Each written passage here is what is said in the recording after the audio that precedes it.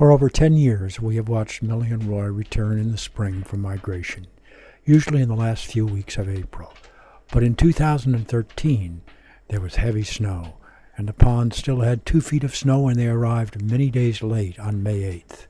They immediately began exploring, walking all over the surface of the pond, and then Millie came to the shore to eat. She picked up a piece of ice, dropped it. Soon thereafter, they both walked out in the snow covering the pond, and Roy began to dance. Jumping high, spreading his wings, pointing his beak up, generally aroused and very excited, probably pleased at returning home. Dance done, Roy walks to the right, ruffles, and they continue to pace. Looking around intently in all directions, they're wary. The red skin on their foreheads, which is bare of feathers, almost bare of feathers, is pulled way back as they look around, and Roy gets a bit of snow, perhaps to drink.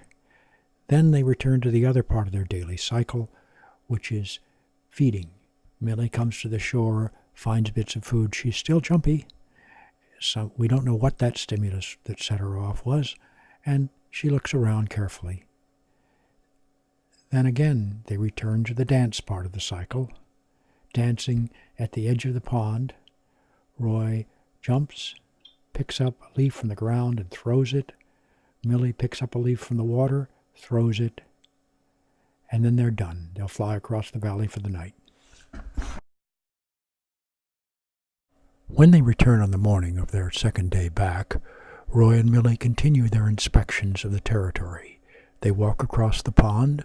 Millie finds a hole. This was produced by methane bubbling up from bacteria deep in the pond, keeping the ice free.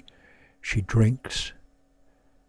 They pace further. Roy falls in a hole. This was probably another methane hole, lightly covered by snow, but he gets up. He's perfectly all right.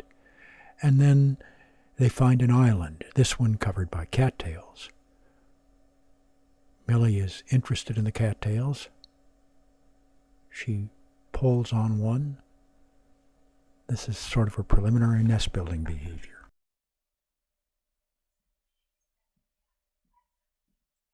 As nightfall nears, Roy and Millie stand in a snow-free ski trail at the edge of the marsh, listening and looking around.